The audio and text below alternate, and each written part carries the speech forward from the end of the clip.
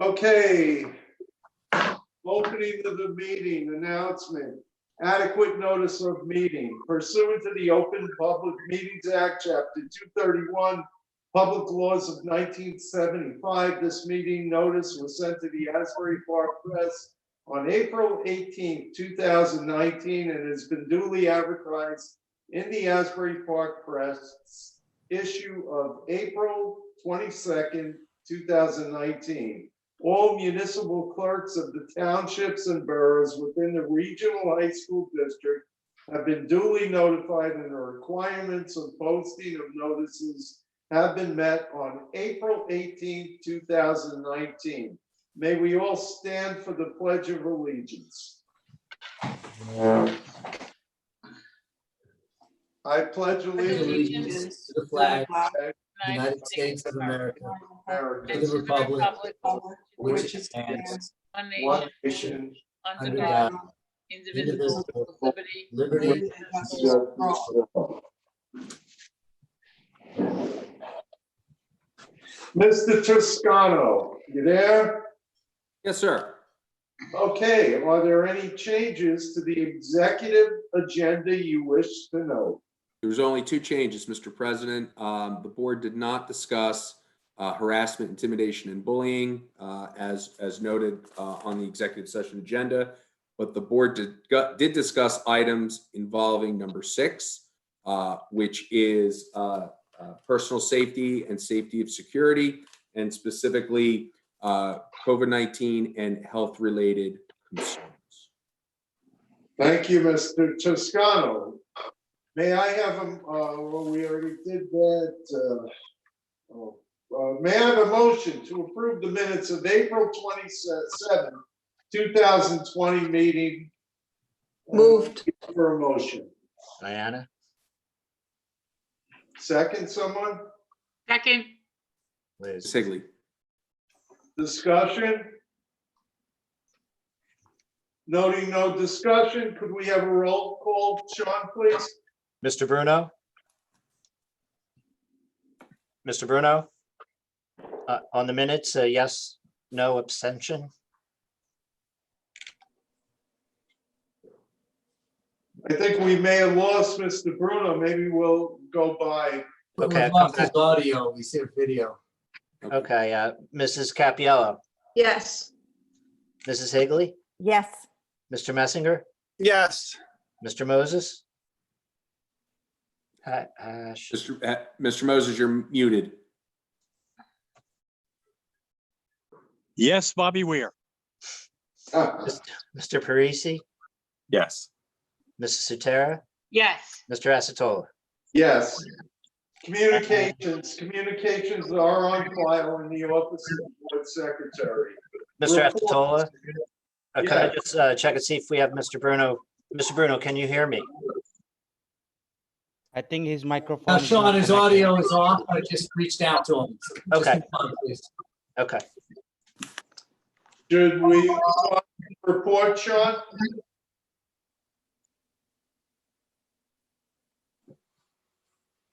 I'm sorry, Mr. President.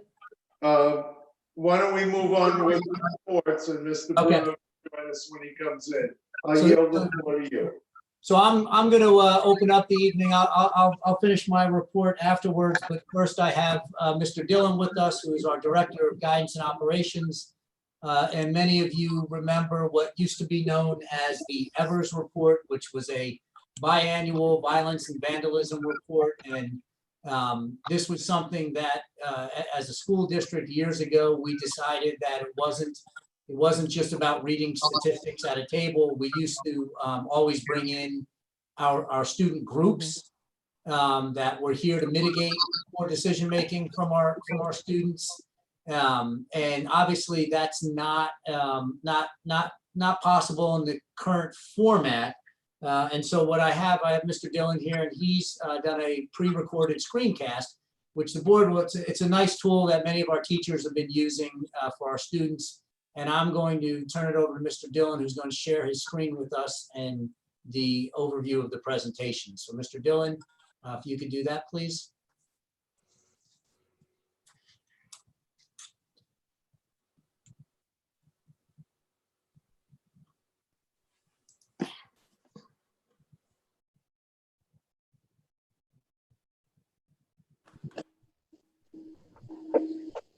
Good evening. My name's Mike Dillon. I'm the Director of Guidance and Operations for the Freehold Regional High School District.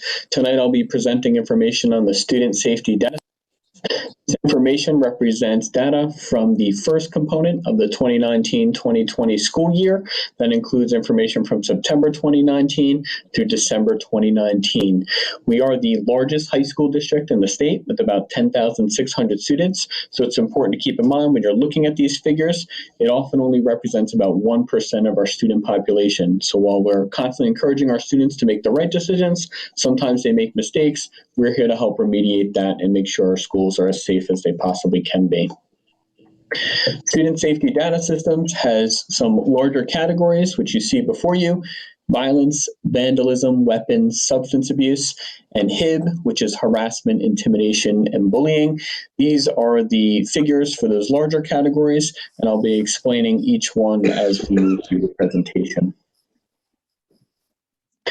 For violence, the subcategories include simple assault, sexual contact, threat, and fight.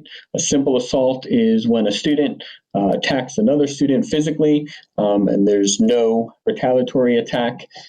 These are obviously handled very seriously. The infractions you see before you are handled with discipline, law enforcement notification, as well as counseling and, when appropriate, remediation. The next category is vandalism. So you can see damage to property, false public alarm, thefts, and trespassing. Underneath there, you see weapons offenses. For the first component of the 2019-2020 school year, we've had 0 incidences of possession of a weapon, and we've had 0 incidences of assault with a weapon. If we've ever had any issues, they're typically with some type of a pocket knife, and they're usually a possession where a student forgets that it's left in their backpack. But as you can see, we've had 0 incidences of possession and 0 incidences of assault with a weapon. Next category is substance abuse. There's 3 categories here. So under the influence is when a student is in school and has some type of drug or alcohol in their system that's impairing their ability to function. You can see there were 19 total incidences of that for the first component of the school year. The next incident is possession. This means that a student is actually in possession of an illegal chemical substance in school. And the third category is distribution, which we've had 0 incidences for the first component of the school year.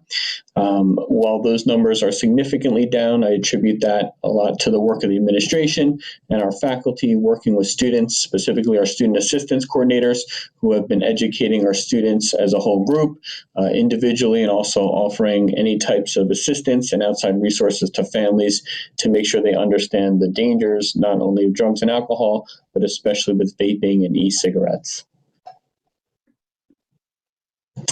The chart you see before you lists the possible types of drugs or illegal chemical substances that could be found within a public school. You can see overwhelmingly the substance we deal with most frequently is marijuana, specifically the vape or THC oil, commonly found in e-cigarettes and vapes.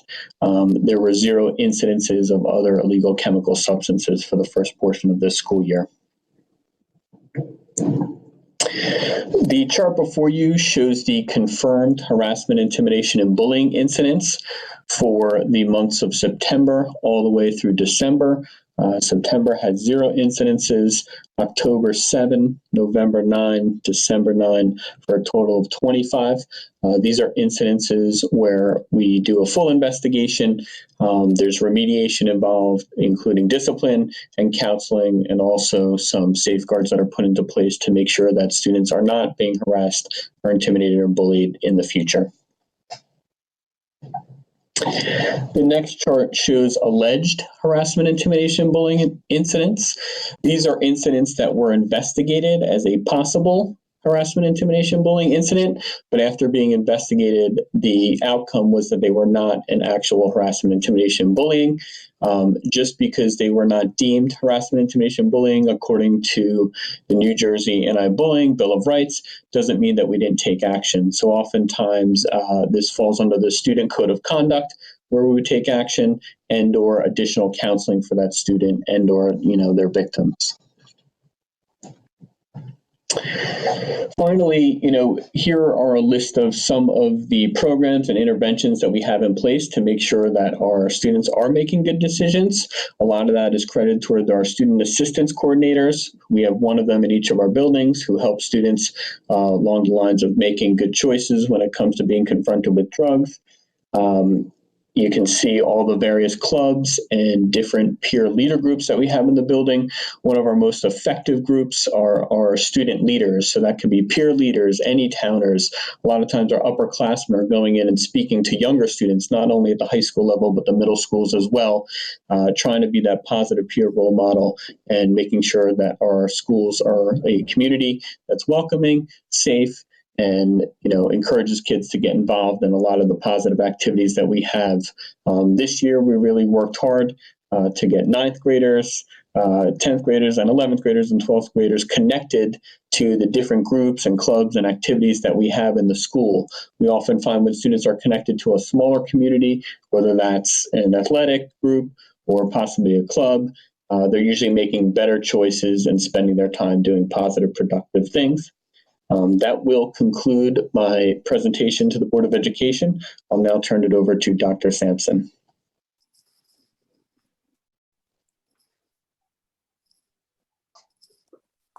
Thank you, Mr. Dillon. And so a couple points there. The vape, what was really a crisis over the past several years.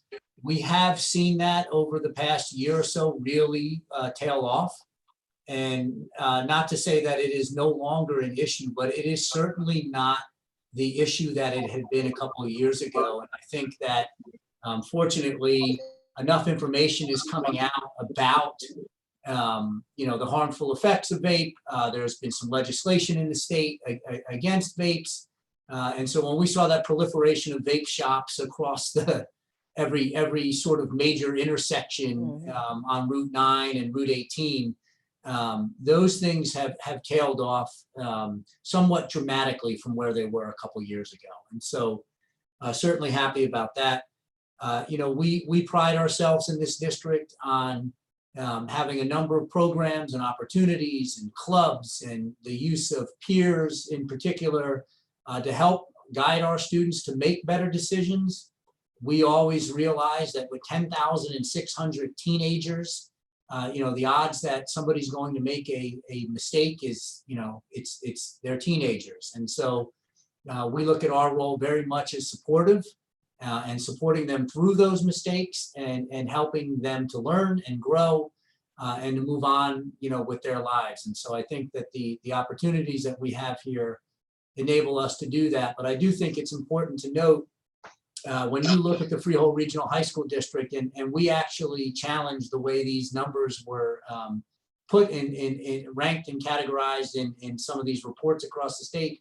And I give some of those authors credit because they listened to us and recast it because we are 10,600 teenagers. We are not a district of 10,000 where 9,000 of them are kids 8th grade and below. We are a district of 10,600 teenagers. And we own that in a really prideful way, but we also, the reason that we do this as openly as possible each year is to set the example that we're here to support those young folks as they learn to make better decisions. So thank you, Mr. Dillon.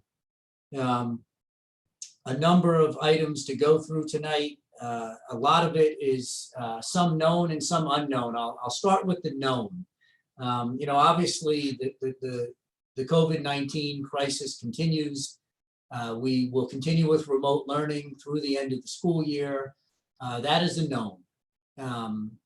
May 22nd, the treasurer will be making an address about the financial landscape of the state. Hopefully we might be able to glean some some indication of what that might look like longer term for us here in Freehold Regional High School District.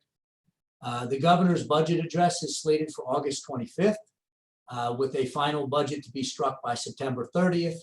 Those dates are important because they differ from what traditionally happens. Traditionally, the budget is struck by July 1st.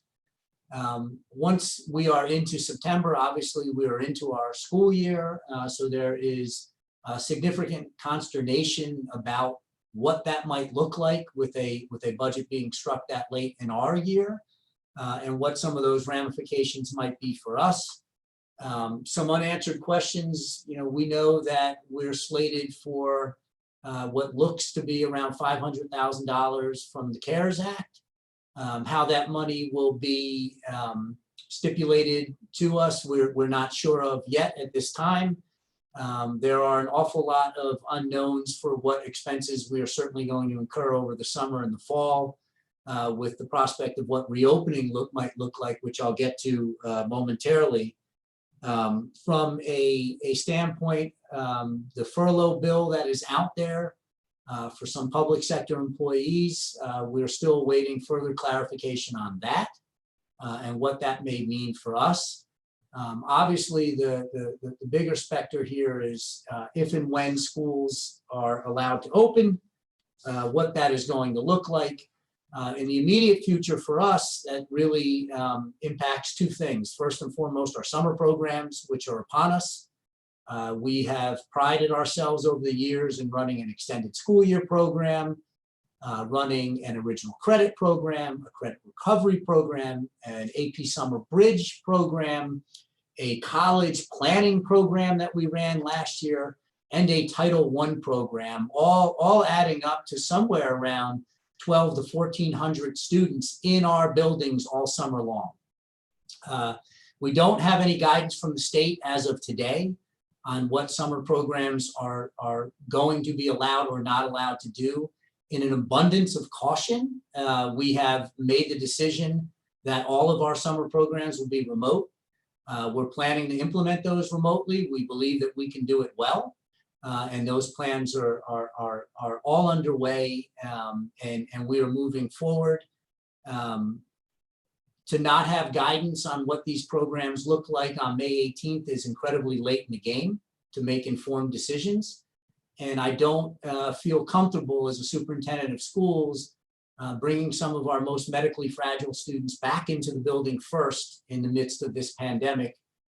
Many of whom may have underlying physical conditions that would, make them more likely to potentially be exposed. And so we're not prepared to cross that bridge. I think schools are in many cases making their own decisions on this. I believe across Monmouth County, most of the other Monmouth County districts have joined us in making this decision to remain remote. It's one of those things that we're certainly calling upon the state to provide some further guidance on. As far as end of year celebrations and activities, we had put together a plan for a very small multi-day graduation. That was scrapped with changing guidance from the governor. At this point in time, we are looking to hold a virtual graduation on June 24th and an in-person graduation the week of July 27th. What that in-person graduation looks like will be fully dictated by whatever the requirements of either the governor's executive order are at the time, or if that has lapsed, whatever other state guidance is available to us. We will certainly proceed with caution.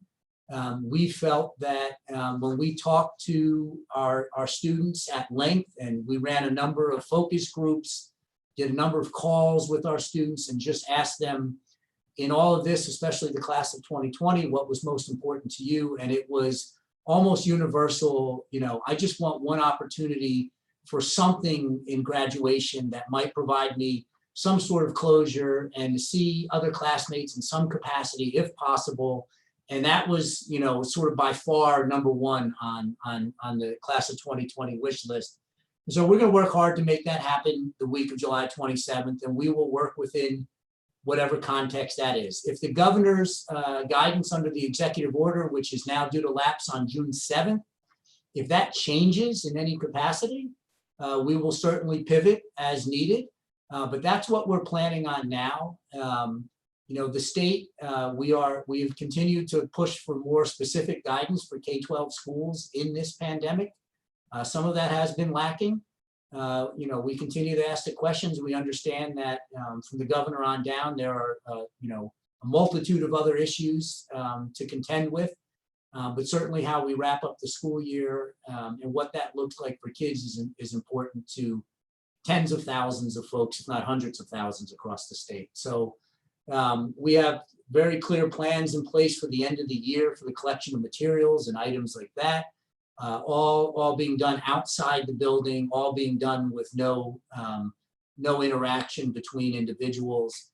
We continue with the remote learning. We're proud of how things are going here in this district, proud of the work that our faculty and staff have done to this point. It's been a long road for, you know, for our students, for our faculty, for our parents. You know, we feel that we met these challenges head on and have managed it very, very adroitly. The unknowns about what the fall might bring are profound.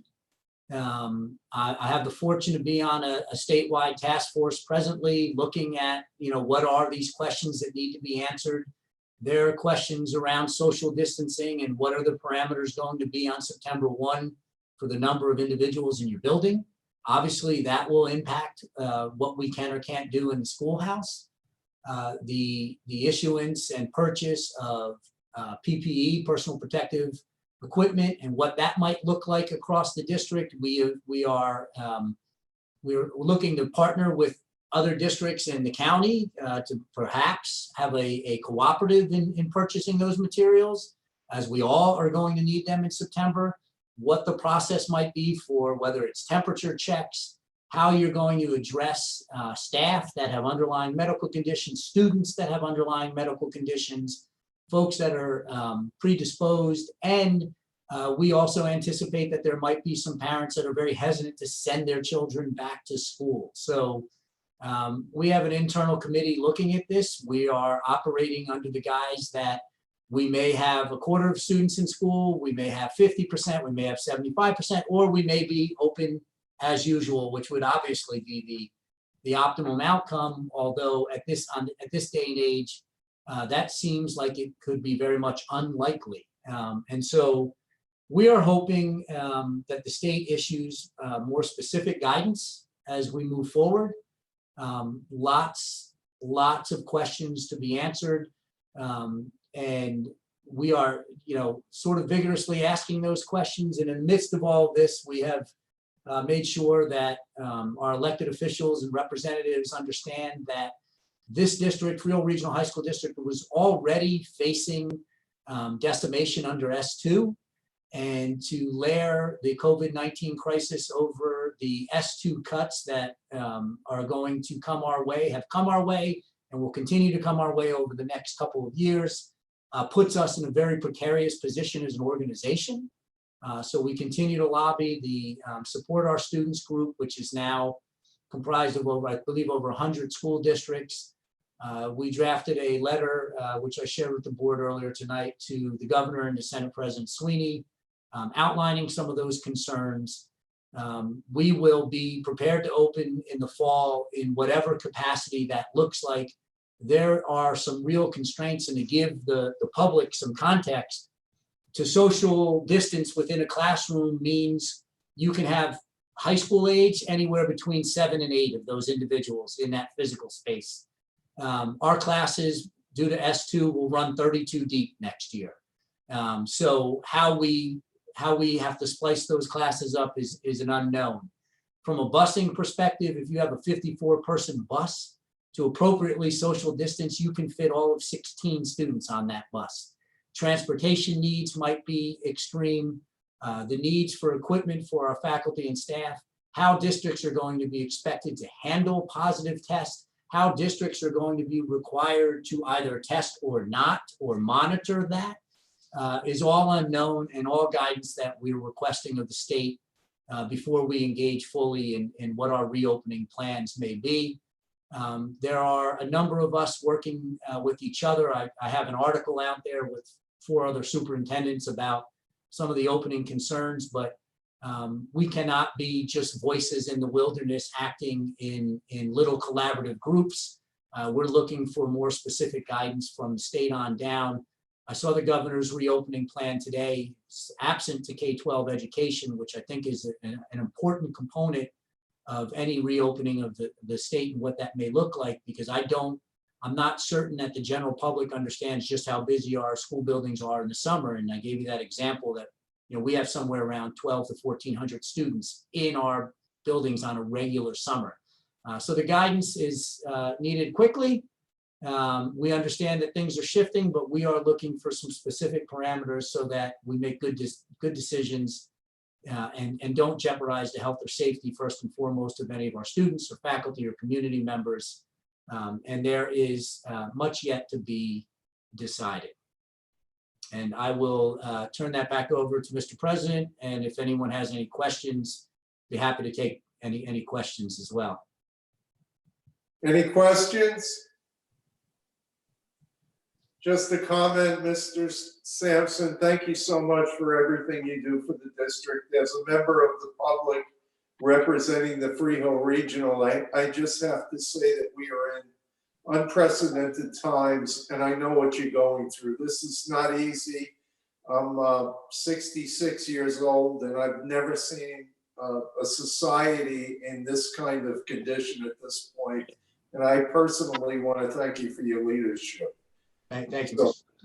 So with that, we have board reports. I know we have the curriculum and instruction. And Mr. Messenger, would you take that, please? Sure. We had our meeting a week ago tonight, and can everybody hear me? Yep. Yeah. Okay. So there were several things on the agenda. We did spend a lot of time on remote learning, and we started off getting a feel for Google Classroom, and the administration did a very good job actually of training even before we had to close down the schools. So really our staff was proficient in it before the crisis even hit, because there were a lot of teacher coaches that really stepped up and worked with the staff members who needed help on Google Classroom. And as time has gone on with the remote learning, the district also introduced Google Meets, because at first teachers, weren't live on video. So Google Meets was formed. So if a teacher determined it was needed, they could utilize that. And our staff has very specific guidelines on Google Classroom. The teachers are posting their work by 8:15 every day. The supervisors are reviewing Google Classroom daily, providing feedback to the teachers. And as I said, the teachers are also creating videos to supplement the assignments. And the teachers also were transitioned to Google Meets. So that's that one aspect of it. Then with respect to the grading guidelines, there was actually a transition from marking period 3 to marking period 4. There's going to be different grading in this marking period. And as Dr. Sampson has said many, many times, remote learning is not going to cause any harm to students. That is the guiding principle of grading. So for the 4th marking period, while teachers are grading assignments, the final grade will either be pass or unsatisfactory, because there's major equity issues with respect to how much support students get at home. So the lowest grade a student can get is D. If the student passes, you get an A or an A+. Unsatisfactory is a D. But this is only for the 4th marking period. And then finally, with respect to teacher support and online learning, the district continues to provide professional development by both teacher coaches and supervisors. And they're actually providing support for parents who have to help their children. It's not always so easy to log onto a computer with student and parent. There's login issues. So there's a lot of support being provided to the parents of students too. Switching gears to math, of course, next year is the first year where geography is going to be taken freshman year for almost everybody. And then you're going to have Algebra 1 and Algebra 2 back to back. And our committee got feedback on how the staff is going to handle many of the issues facing our students who are in 8th grade right now and are missing out on class math instruction for 3.5 months. I mean, that's another issue with this whole shutdown of the school system. You know, when you're in 8th grade, it's not so easy to learn math sitting at home, no matter how good the K through 8 teachers may be. We also got an update on the building capacity for Career Pathways Grant.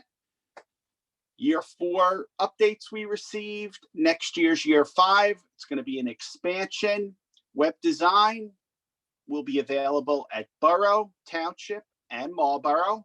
And if you look at those 3 schools, the total population is about 156 students. If we look at the health professions program, that will be at Freehold, and they're having their first cohort at Manalapan. And during the presentation, we actually saw the learning spaces that they have. I mean, if you go to Freehold Borough High School, there's a hospital bed, there's a nurse training simulator. It's very, very impressive. And as a matter of fact, if you look at the agenda tonight, you'll see our submission for a Perkins grant for this program. We got an update on IB. They're about to graduate the 4th cohort at Township. The current freshman class is actually going to have students from outside of Freehold Township. Remember, IB program was restricted to Freehold Township students only. Now, if you go to any other school, you can go to Freehold Township for the IB program. So the class of 2024, that's entering next year, you're going to see a lot more non-Freehold Township zone kids for the first time.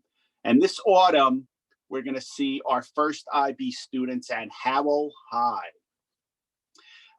Dr. Sampson talked about the Summer Academy and all the updates there, so I won't repeat what he said. And then just lastly, the last thing we learned about was the curriculum revisions that are still going on, and there'll be a lot of work over the summer done remotely by our staff to update that. And that's it, Mr. President. Michael, I was at that meeting and you did quite a job in covering the extensive amount of material that was made available to us. Now we come to public participation, but first, Ms. Boyce, are there any changes to the agenda you wish to know? Yes, there are several changes to the agenda. So the board may have noticed that there were 2 resolutions that were included on the original agenda resolution to be provided in the meeting. Both of them are associated with the remediation of auxiliary gyms in 5 of our high schools and also in 2 weight rooms. And so here's how this project moves. As noted in H5, we're contracting with an environmental consultant who comes in, develops the initial bid specifications for the removal of the existing floors, oversees that project and associated testing and reporting in accordance with state guidelines, which they're licensed to do. So we've received those proposals and evaluated them, and that resolution has been included on the agenda tonight in H5. Also, the other resolution that I had a placeholder on the agenda for was the bid award for the auxiliary gym floors and weight rooms. So after the environmental consultant designs bid specifications, that's for the removal of the existing floor. And also just making sure that the condition underneath that floor is clean and proper and ready to receive the replacement floor. So this bid being awarded under I-1 is the bid for the contractor to replace, to lay down the new floors. So in June, what we'll see is a recommendation to award to the contractor based on the bid specifications developed by this environmental consultant to remove the existing floors and make sure that any dangerous substance has been remediated and it's clean.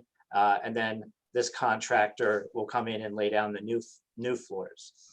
I also added a resolution tonight, I2, on August 23rd, when we received bids for the new floors for those auxiliary gyms. We also received bids for the repair and replacement of a section of the Freehold Borough Auditorium ceiling.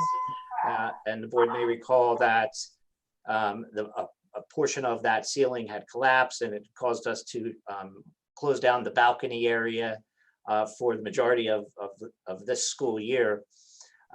Unfortunately, of the bids received, the lowest responsible bidder, one that met to specifications, still came in beyond what we had budgeted for that project. So we are rejecting all bids in I2 for that scope of work. And what we plan to do is, through a combination of our own forces, doing some of the labor, and then bringing in specialists, whether it's electrical or other contractors, to do that kind of specialized work, piece it together and rebuild it back there, but primarily through the use of our own forces to do that. So those are 3 modifications to the agenda that I wanted to mention. As everyone knows, normally we have public participation in person, but because we're doing virtual meetings, we have to solicit public comments electronically. At this point, are there any public comments that we've received? No, there are none received at this time, Mr. President. Okay, thank you. May I have a motion to approve items G1 through K5? Moved. Second. Capiello and Mrs. Sutera, I believe. Yes. Any discussion? A roll call, please, Sean? If I could ask everyone to unmute yourselves for the roll call purposes. Mr. Bruno, Yes. Ms. Capiello, Yes on everything except K5, Dr. Sampson, on which I abstain. Mrs. Higley, Yes and everything but J4, I abstain on Christopher Provo. And on J5, I abstain on Sean Boyce and Dr. Sampson. And on K5, I abstain on Sean Boyce and Dr. Sampson. Mrs. Lavin, Yes. Mr. Messinger, Yes. Mr. Moses, Yes. Mr. Parisi, Yes. Mrs. Sutera, Yes. Mr. Asatola. Yes. Mr. Boyce, just note that Mr. Bruno also had an abstention as to K5 for Dr. Sampson. Okay, old business. Are there any members wishing to discuss old business? I hear somebody discussing old business there, but I can't understand the language, so we'll move on to new business. Any members wishing to discuss new business? Okay, adjournment. May I have a motion to adjourn? Motion. Second, Mr. Moses. All Mrs. those in Higley. favor say aye. aye. Aye. Aye. We're closed. Good night, everybody. Good night. Be well, everyone. Good night. You too. Thank you.